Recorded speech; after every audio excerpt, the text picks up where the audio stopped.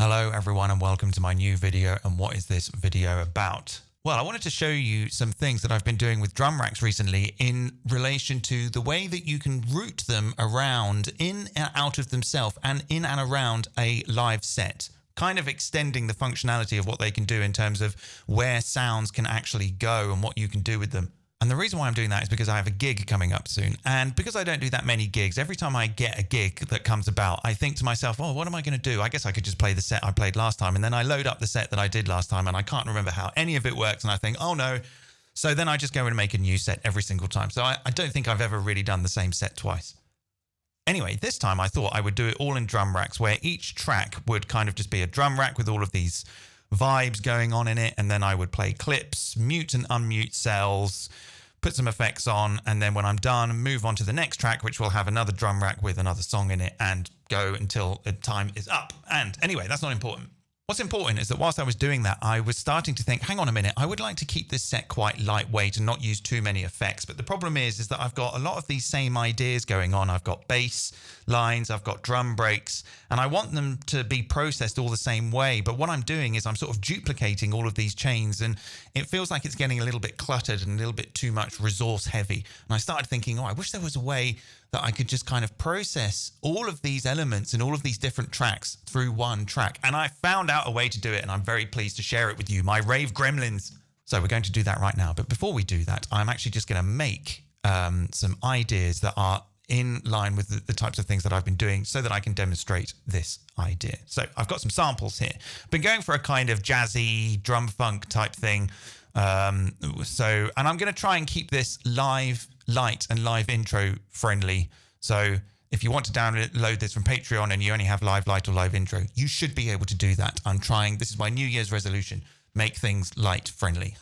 Anyway, I've got some samples here. This is just a little Fender Rhodes thing. This is a bass organ, kind of quite into bass organs right now. This James Brown break, which is very nice, which I've chopped up a little bit to neaten up. This funky organ, this bass sound, and this drum break here. So this is going to kind of be song 2, and this will be song 1. So I'm just going to make a song very quickly, nothing special. So I'm going to get a drum rack in, and we'll start with this James Brown Cold Sweat break here. I'm going to put that on this cell. I'm going to have this first one in classic, turn on warp, set the warp to re-pitch, and turn the decay and the release up so that it just kind of loops, well, until it eventually fades out or whatever. Let's set this to one voice, and then let's go into the clip, and let's just draw something really basic like this. And then I'm going to make this maybe 4 bars long, and then duplicate this bit here like that. Let's listen to that. We get to use this lovely new view of being able to look at the drum rack and the clip at the same time. Lovely stuff. So now I'm going to duplicate this cell. Actually, before I do that, I'm getting ahead of myself. Let's open all this stuff out here. So I want to set a choke group. Don't need those. You can actually also do this here as well, although we can't see it right now. Where is it? Where's all that stuff? Yeah, you can do it there as well if you've got a big enough screen. Anyway, so I'm going to put this to a choke group of 16, and then I'm going to take this cell and duplicate it to here.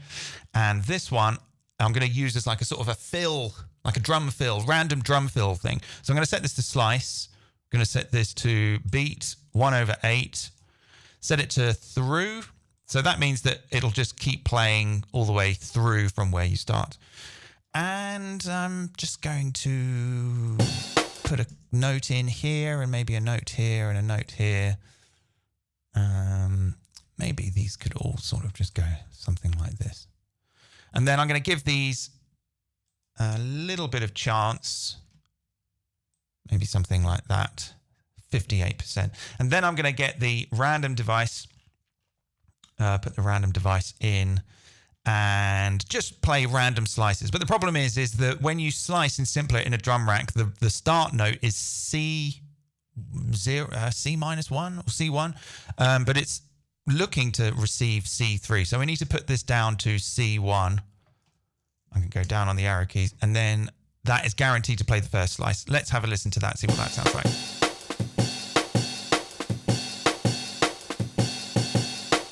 Okay, let's turn up the chance on the random. Yeah.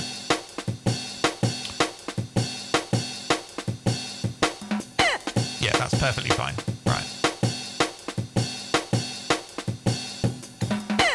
Yeah, beautiful. So we've just got like a little sort of random fill at the end just to make it interesting. Okay, so let's do some bass now. Let's get, I probably can close that down. Right, let's get this bass organ. I'm going to put that into cell 1. It's a little quiet, but that's fine because we're going to process all of these later. So I'm going to keep that on classic. Warp is off. Don't want the snap. Only want one voice. And yeah, I'm going to just, again, just sort of mirror the...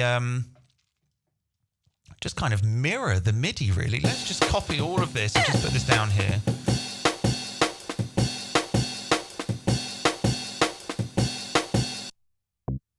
Well, it's very quiet.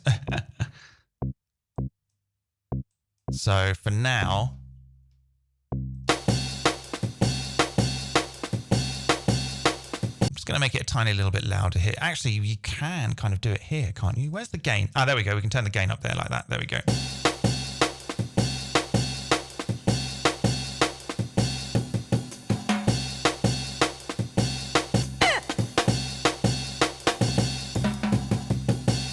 Okay, so this I also want to use the random just to kind of play some random notes, but I'm going to use the global, well, the scale awareness thing here. So I'm going to set this to C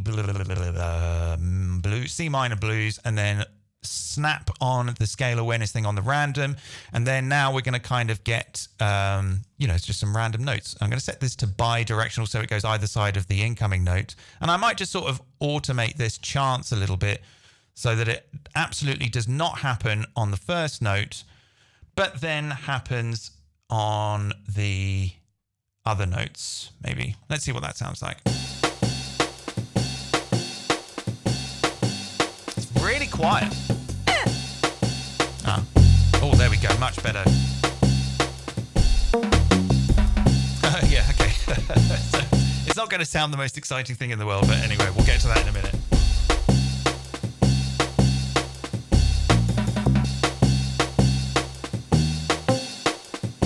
A little bit too high. So there's the C minor blues has got, I'm guessing, 7 notes in it. So let's set the choices to 8, 7 or 8. Let's...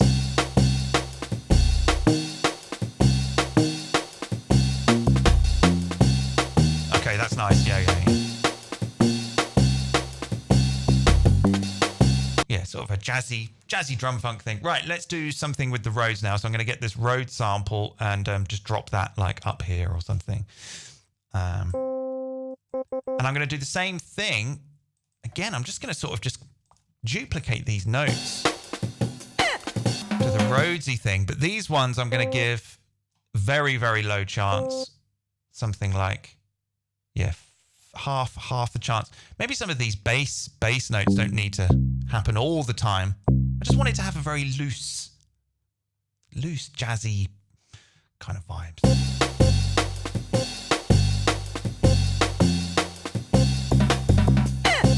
Okay, very nice. So let's do something with this Rhodes, again, using a little bit of some random MIDI effects. Let's get the chord in. Let's turn on the scale awareness for the chord and just add in some intervals here. Something like 1, 3, and 5 or something.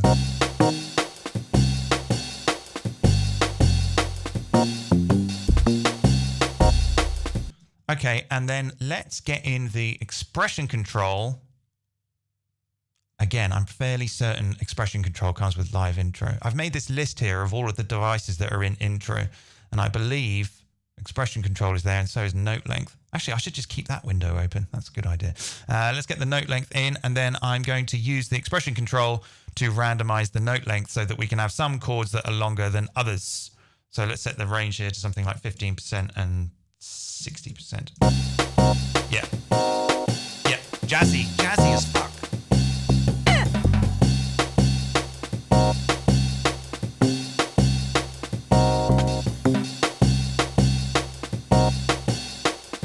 Okay, Okay, so we need to randomize those chords a little bit more. So let's get the random in here. We'll put 1 before the chord. Again, we need to have the scale awareness button on, and we're going to have 1 after the chord as well, so that it randomizes the root note that goes into the chord and then randomizes the voicing of the chord on the way out. Oh, a little bit. Let's go bi-directional on both of those. Getting 12 choices a bit high. Let's go for 7 choices.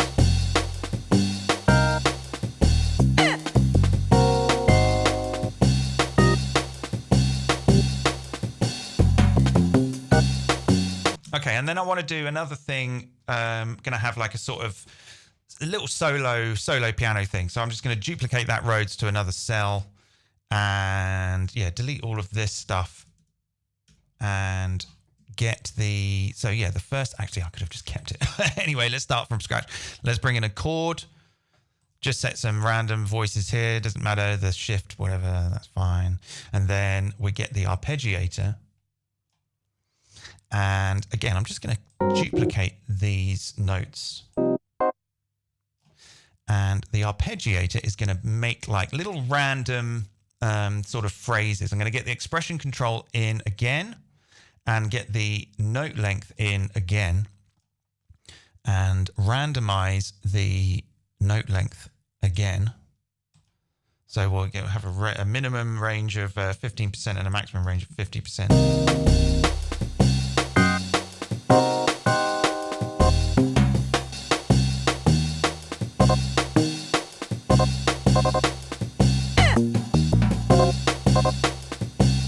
Okay, why isn't that working? That's not working, is I?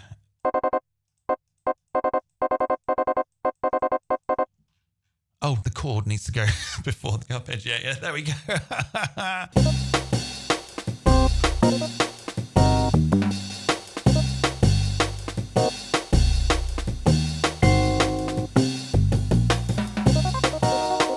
Yeah, there we go. Now I want to repeat the process. I want to have another note length after the arpeggiator and another expression control after the arpeggiator to sort of create more interesting phrasings. Again, we'll set this to something like 25% and the maximum to 75. We don't want too many voices. Let's say 3 voices.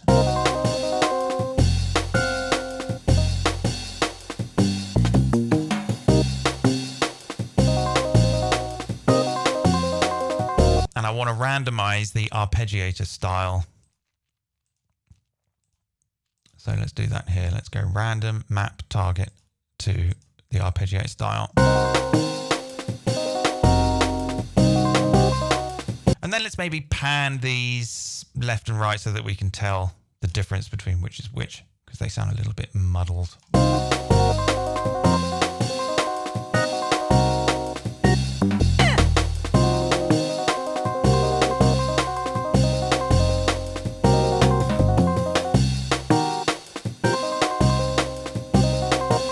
Okay, I think another random before the chord to move that chord around. And then, yeah, we need to do the random before the chord to randomize the root note. And then a random after the chord to randomize the chord voice, I think. Wow.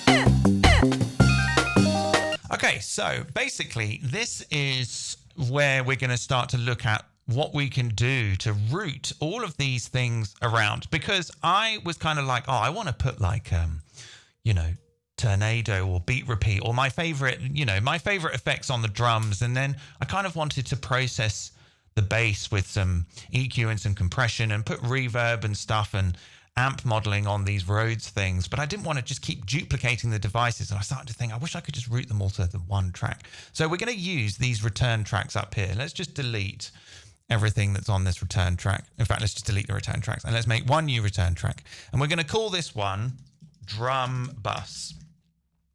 And what we're going to do is we're going to create a chain in the drum rack, which we are then going to route to that track. So to do that, you need to open and close this IO thing, and you need to have this send and return, these two buttons down here. And then you get this thing, drop effects here. I'm not going to do that. I'm going to go create chain. I'm going to name this chain to drum bus. And then for my two drum tracks here, I can select, can I select both of them? I can select both of them. And then to the audio 2, I can go to drum rack A drum bus. So now they are both hard rooted to this track, where I can then hard route this track to a drum bus, which is this track over here. So if I collapse that and bring my mixer back, our drums are now rooted to this track.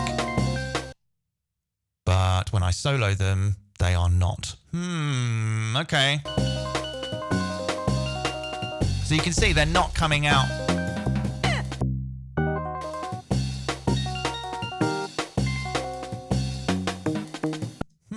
That's interesting. Suddenly it's not worked as I thought. They are all coming. That should be hard. Yeah, these don't. This is disabled because that's hard rooted to this.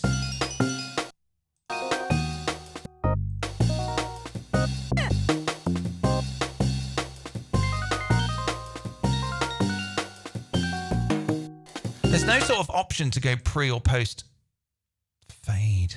Anyway, they are definitely all going there. So if I was to do something quite drastic now, like put a phaser flanger on it, you can hear that that's now being only applied to the drums. And if I mute that, then both those drum tracks are muted. Okay, that makes sense. I don't know why the solo doesn't work, but it's probably solos, when you solo stuff that's being routed from somewhere else. I think probably we would need to solo these as well, would we? Damn it, I can't remember how you do that. Oh, there we go. You have to hold Command. Okay, that's fine. Anyway, so now what I could do is I could maybe process that track of drums with a drum rack if I wanted to. If I wanted to. No. Why not? Why won't it let me? Oh, that's not the drum. That's not the... maybe the... That's a drum rack, not a drum bus. Drum bus maybe is not part of live intro. That's okay. We will just use the normal compressor. Let's just use the normal compressor and just compress it like an idiot. Let's pull the threshold down. I'm not going to compress it very well. It's just for demonstration purposes.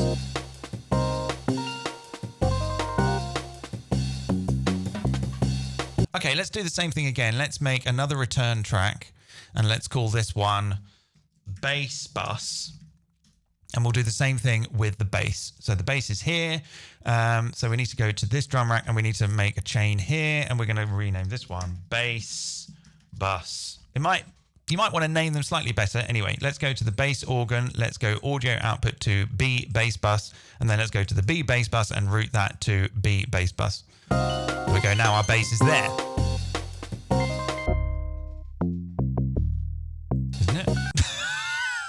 It's really confusing. B bass bus, rack output, B bass bus, yeah.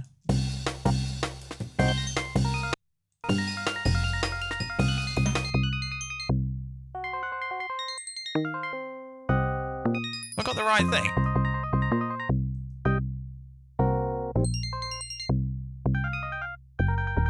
Drum rack, B bass bus.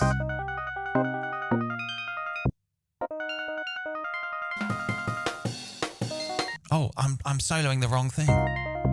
Muting the wrong... There we go, right. Yeah, as clever as I thought this was, it's really confusing. I'm slightly starting to regret trying to do this. But we'll get... I'm hoping you'll understand why it's a good idea when I copy all of this to a new song. Anyway, so now the bass is bussed here. So if I wanted to, I could apply like some saturation to this. Set this to soft clip.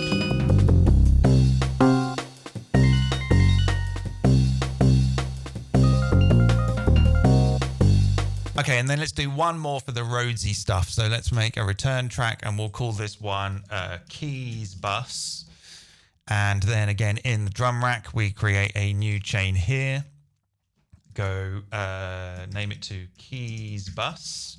And then our keys, which are here, which are 2 cells, we can select them both here like that. And we can go route to keys bus.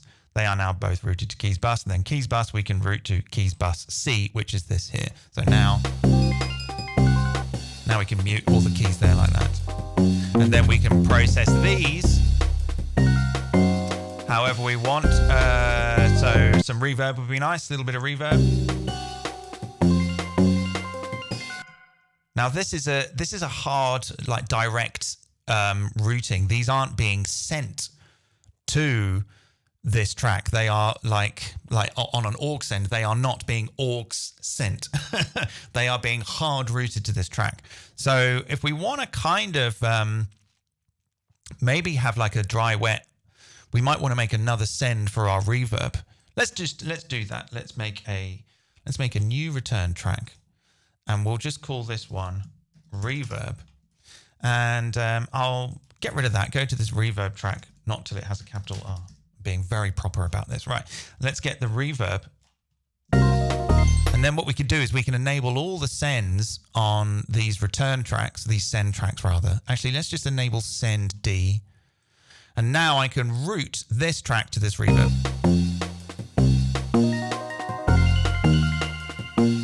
So if I wanted to put like some compression or distortion on the bus track, I can do that here.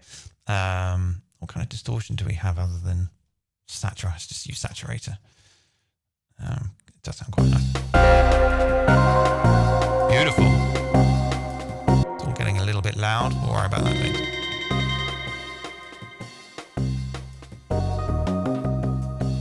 Okay.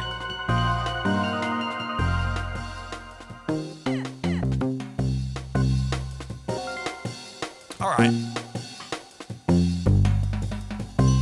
Okay, that's all cool. So now what I'm going to do is I'm going to duplicate this entire track. So let's give these names. Let's call this track 1 or song 1 or whatever. And then this one is track 2. Let's change the color. Let's make this yellow and let's make this yellow. And then I'm just going to replace all of these sounds with these other samples. So I'm basically just copying the entire pattern, but replacing all the sounds. So let's do that first with this, the bass. I'm going to replace with this bass bounce. Let's see what that's like now. Yeah, beautiful. And then let's do the same thing with the drums. So I've got this. Let's replace that one. And it should just drop the sound in over the top of the current settings. But it doesn't do it when you're in slice. It goes straight to transient. So we just need to switch that back to 1/4. Set that to through. Okay, that should be good.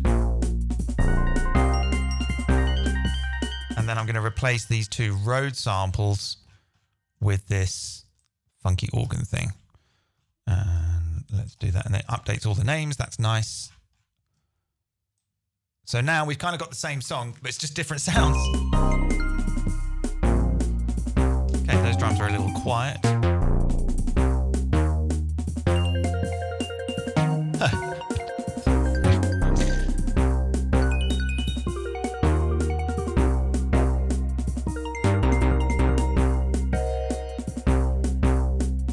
But it's working. So yeah, now I've got the breaks from track 1 and the breaks from track 2 all routed to this drum bus track here. If you solo it, it doesn't work, but maybe there's a solution to that. So I can just mute. So rather than kind of like having to have like all kinds of effects on all the drums for each drum rack, I can just have them on one track where all of the drums from all of the drum racks are going. So now if I wanted to put like a beat repeat on here and do like some fun beat repeaty stuff to the drums, maybe I could say like every 16th note, like modulate that. Yeah.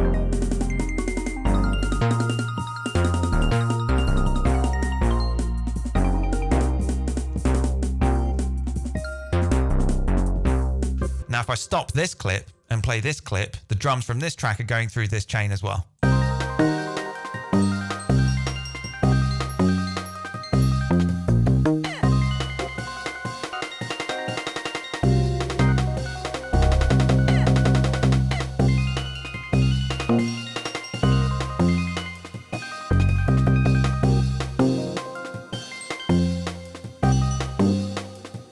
And then I tell you what, another good example is filtering. So like if you wanted to do like a low pass or a high pass filter on certain elements of all of the things in the set, to kind of do that on sort of an individual instance basis would mean having duplicates of all those effects. Where with this, I can route all of the bass tracks from the bass cells from the drum racks of each track to a single track and low pass all of them together through one chain.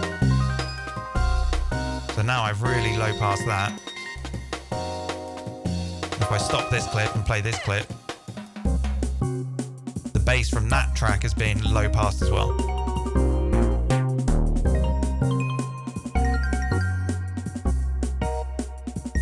And similarly, if I wanted to do a high pass on the drums,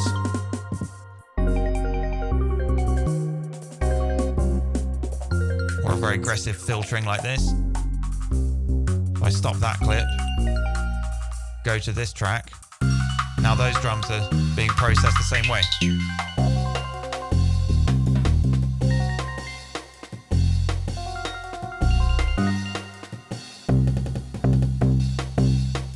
And then finally, for good measure, why don't we just stick a limiter on the main channel and put this back to 0.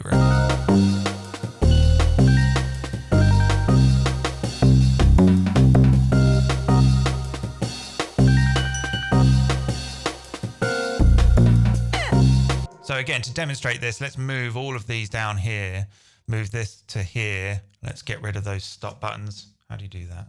Yeah, Command E. So let's play this scene. All the audio is routed over here. So again, like if something happens where it's kind of like I play a track and like, oh dear, the bass is really loud. Rather than navigate to this track and find the bass, I could just navigate to this bass bus and just turn it down there. And then turn it back if another track comes along later and then that's quieter or something. You could also mute. I could just mute the drums on every single track. So now if I play this scene, let's turn that record off. If I play this scene, which is this track, completely different song, drums are still muted. I can bring them back.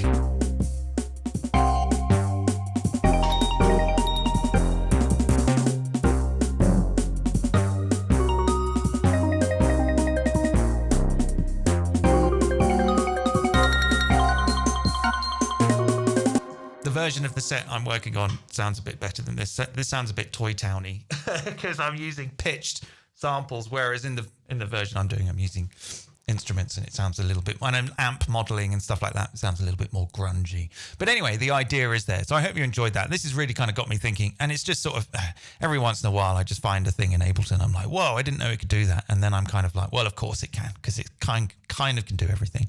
So that is how you can do some interesting stuff with routing.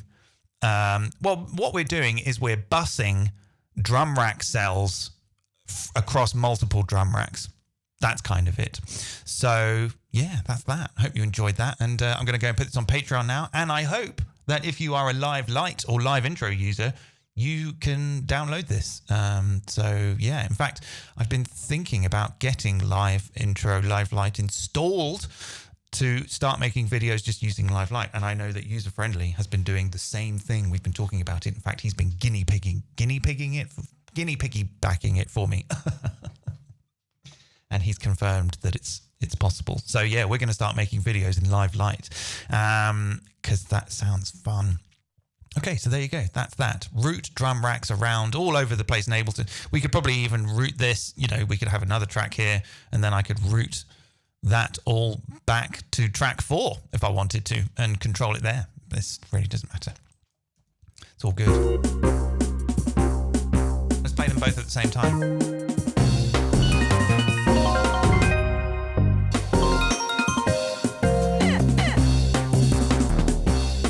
Now we're hearing both of them.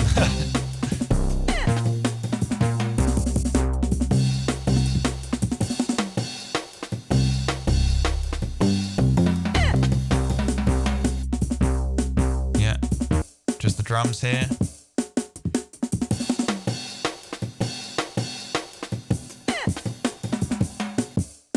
Okay, that's all cool. Right, there you go. Hope you enjoyed that. Going to go and put that on my Patreon now. But I'd love to see you next time. Bye.